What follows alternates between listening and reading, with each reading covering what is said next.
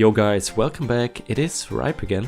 And since we got a lot of new subscribers in the last few days, I would like to say welcome to the channel and thank you very much for watching my videos. Also, don't forget to subscribe and click the bell icon so you don't miss any of my videos. So without any further ado, let's get right into episode 16 of rSlash EntitledParents. My fiance's family bans me from our home after he dies. My fiance, N, died very unexpectedly in 2016 at the age of 35. I was 26 at the time. We lived together in a house on a few acres and I had lived there for a couple of years and he had lived there most of his life. N's grandfather built the house and when his grandparents died, the house was willed to their 6 children, one of whom was N's mother. When N's mother died, her share was willed to N and his 2 siblings, so N was a partial owner of the home. His aunt, R, also lived there. She was mentally unstable in many ways I won't get into, except to say that she was a serious hoarder. Consequently, the house was in disrepair. Honestly, it was not fit to be lived in and could have easily been condemned, but it was a rough time. Please spare your judgment if you can. N and I were in the process of getting an apartment when he died. Since N and R were the only partial owners living there, they paid all the property taxes and for repairs and so on. I contributed too after I moved in. It's not like N and I were just squatting there or something. A couple months before N died, R had some serious health issues that resulted in her being hospitalized and then moving into an apartment. That's when the entitled family, N's aunts, uncles and cousins, swooped in and started demanding that we move out so they could sell the property. Okay, fine then. We were planning on moving anyway. They were really unrealistic about the timeline though. At one point, they insisted that since we were low income, all we needed to do was contact the government. They weren't sure what department though, and they would just give us a small house and some land. That's how out of touch with reality these people were. They would just show up in the house whenever they wanted, which I guess legally was their right, but it's also pretty rude and entitled to just come into someone's home on a regular basis without even speaking to them while you are there, much less letting them know beforehand. Anyway, when N died, they were unabashedly elated. 2 days after he died, I was at the house collecting some of my things when I got a text from his sister, who's an angel, so we will call her AS, saying that they had messaged his out-of-state uncle's wife asking her to message AS about me because God forbid anyone be direct. Apparently, they wanted me banned from the property immediately. We had been living in sin and now that N was gone, I had no reason or right to be there. I was devastated. At that point, I wanted to take everything he had ever touched and scoop it up and hold it close to me forever. I could not bear the thought of not being able to have anything of his. As an afterthought, I realized all of my stuff was also still there. Luckily, AS stuck up for me and said I could be there as long as I wanted. She lives across the country though, so she couldn't do much to enforce it. The most egregious display of disgusting entitlement, general a-holishness happened a couple of days later. I was at the house frantically trying to load up the car with the things that made up the life that N and I shared together, which was taxing both physically and emotionally. I was crying when N's cousin, EC, appeared in our bedroom. EC, smiling like I'm an old friend she just ran into at Costco. Hey, isn't this crazy? N died so suddenly. He was fine a few days ago. Me, through tears. It was very unexpected. EC, laughing now. Huh, I know, right? Well, at least we can sell this dump now. It's then that I hear people talking and laughing in the next room. Apparently, EC had brought her teenage daughter and several of her daughter's friends to gawk at the house. Our home, where we lived and loved, was being openly mocked with zero regard for my feelings. So when do you think you will be gone? I'm not sure. I would like to get as much of N's stuff as possible. Also, AS asked me to get some of their mom's things. EC, now frowning. Well, I guess I have to talk to AS about that. Their mom is the reason this place is so run down, you know? Laughing again. I don't see why AS would want any of this garbage. Note that this is blatantly false, as the house had been in pristine condition until N's mother died and R's hoarding worsened to the point that N could not keep up with it. Also, there were plenty of keepsakes and heirlooms that were not at all garbage. I'm sort of dumbfounded by this whole exchange and way too emotionally drained to deal with it, so I just get back to what I was doing. Later that night, EC's sister messaged me asking what I had done with R's box of plastic horses. R wanted them back immediately. Of course, I had not taken it. Why would I want a box of plastic horses? Hint, I would not. I elected not to reply. After that, they got more aggressive about me not being there because apparently I was a plastic horse thief. N was an artist by trade and they started just throwing away all of his drawings and taking some of the more valuable figurines he had. The last day I was there, my mom went with me, and after getting the last of what I could, I just wanted to walk around the house one last time and sort of say goodbye to the place we had spent so much time together in, a place I would never be again. Of course, the family showed up and my mom tried to calmly explain that I would be out soon and would not return. She tried to appeal to their sense of humanity by explaining how traumatized I was from his death and how I just needed this for some semblance of closure, but his aunt got in her face and lectured her about how N was in hell and I would be going there too. Then my mom, who somehow managed not to knock her teeth out, reminded her that AS had told me I could be there. The aunt responded by calling the police to have me forcibly removed. We left before the police arrived, and now that is my final memory of the place where the most amazing man I have ever known taught me how to love. I have to say, up until the end of the story, I thought that there would be some kind of happy ending, but unfortunately, nothing of that sort happened. I'm just glad I don't have a family like that. It sounds really horrible.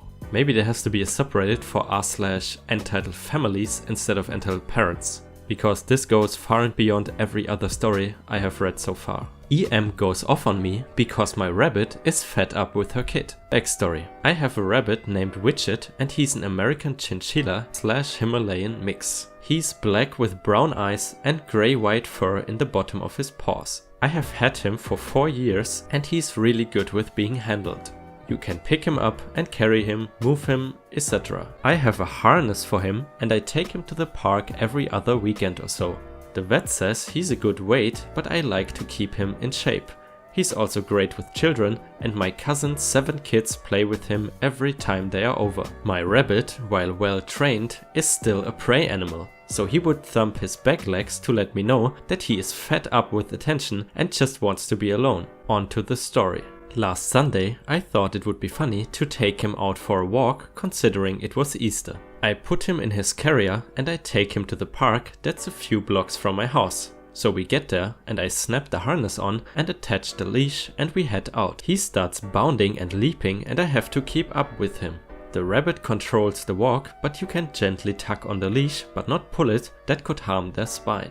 I have attracted some attention from other people who were curious about Widget. I explain the story of how I have had him since he was a baby and whatnot. They ask to pet him and I say sure. I always tell people his favorite spot is his cheeks. He turns to putty when you pet him there. Most people just come, take a picture or pet him and then leave us alone. But not these 3 girls. Again, Widget is great with kids and these girls seemed very well behaved. One looked like she was 9, the other one looked around 5 and the other one looked to be around 3. They also looked like sisters. So they ask to pet him and I say yes. I even offer one of them to give him a treat if they want. The 5-year-old one agreed and I gave her a yogi. What the hell is that? Is that a yogurt or something? Widget took no time eating it out of her palm. After a bunch of petting and "oh, he's so cute," I hear the thumping. "Okay girls, he's getting tired. I'm going to take him home now." They looked sad, but they understood. The 3-year-old though didn't care and kept petting him and he thumped again. "Sweetie, that's enough. I have to get him home." 3-year-old, "No!" "He needs a nap." At this point, the 9-year-old grabs her sister and the little girl started screaming bloody murder. 3-year-old, "I want the bunny, no!" I gently pet Widget and pick him up so that I can carry him back to the car. But as I turn around, someone screams at me. In comes the EM. Excuse me, what did you do to my daughter? I turn around and see a woman who looks to be in her late 30s and her hair is in a workout ponytail and she's wearing workout clothes. Me, I didn't do anything, she just wanted to keep petting my rabbit, but he's getting frustrated so I'm taking him home. It's just an animal, why can't my daughter pet him anymore? He's tired of it and he wants to be left alone. Then how come you are holding him? I raised him and he knows who his mother is. All of you pet owners are the same. Who cares what the animal is feeling? Just let my daughter pet him. Well then, happy Easter to you. I turn around and walk away in an attempt to end the interaction. EM grabbed my sleeve and yanked me so hard I almost dropped Widget. I sat him down and scream at her. Are you crazy? Let my daughter pet him. I'm taking deep breaths and we have attracted some bystanders. If she tries to pet him again and he's fed up, he will start to feel threatened and he could lunge at her and possibly bite her. No, he cannot. He's just a rabbit. They are gentle creatures. I look at Widget and I see the girl is petting him again. I tell her to stop and the EM talks over me. Widget thumps his leg 2 more times and then he lunges at the girl. She's giggling, thinking it's funny. I am warning you. Mom, just let's go. The bunny is tired and we don't want to up. The 3-year-old starts wailing and the EM runs over to her and I pick up Widget. He nuzzles into my neck, trying to hide from the excitement. The 3-year-old has a mark on her hand and there was a little bit of blood, but not enough to worry a lot of concern. The EM is furious at this point. EM pointing at Widget. That rabbit is a rabid animal. It bit my princess and he needs to be put down. Random citizen, she told you to leave him alone. Your kid had to learn the hard way. The EM seems embarrassed, but just picked up the 3-year-old and grabbed the 5-year-old by the hand and then left. 9-year-old, sorry miss, bye Widget. I turn around and start walking away. Widget is trembling and I get him in his travel case and I take him home. I gave him another yogi once we were home and I put him in his cage and he flopped to his side and took a nap. I do feel bad for the kid because she did not deserve to get bit. She's still young and her mom just need to teach her to understand that no means no. Unfortunately, her mom doesn't seem that well equipped and hopefully her dad teaches her. So guys, that was the last story in regards to r/EntitledParents for today. If you enjoy my stuff, please leave a like and subscribe to my channel because I really want to reach 500 subscribers. The bonus subreddit for today is r/IDontWorkHereLady. I'm just trying to eat here, man, but thanks for the combo. So this just happened about 40 minutes ago. I went out for lunch and decided to have some McDonald's. The restaurant has 2 doors, out of which one is closed due to being next to a remodeling area inside the venue. I am sitting across from this door, just enjoying my meal, when an old couple tries and fails to open the locked door. They somehow manage to not see the sign indicating that the door is locked, while pressing their faces against the glass. The old guy spots me and signals the door, but I ignore him and continue to eat. I should mention that I'm not dressed in any way as a McDonald's employee. I am wearing a copper red shirt and blue jeans. Eventually they make it in and he alone is over at my table. Lazy piece of crap, ain't ya? Well, only on Thursdays. Why didn't you open the door? Because I'm eating and I don't work here. You're lying. Get me your manager. My manager is in New York on a business trip. Bullshit. He screamed as he slapped my tray off my table with my meal on it. So I get up, he squares up and I walk past him. I make it to the register with him right on my heels, yelling crap like, "Not so tough now, right? Gonna cry to your manager now?" I didn't need to ask for the manager since the old guy was being so loud. Manager, yo, what's up? This lazy piece of crap wouldn't open the door for us because he was eating, so do something about it. That's right, and he knocked my tray off the table. You got that meal for free, you will get another, so quit your complaining. Manager, you are right, he's getting a meal for free. You need to leave, I cannot have you assaulting my customers, so please leave or you will be escorted out. But the customer is always right. You should not reward lazy employees for being lazy and talking bad to a customer. He doesn't work here, he's a customer and you are on your way out. By this point, it seemed to have clicked for the old guy.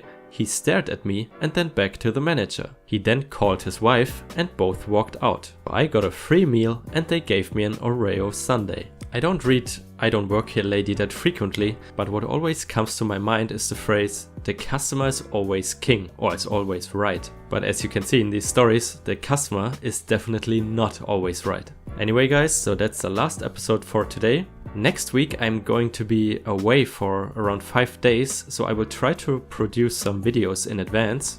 But yeah, we will see how far I can get. So thanks for watching, don't forget to like and subscribe, and see you in the next video.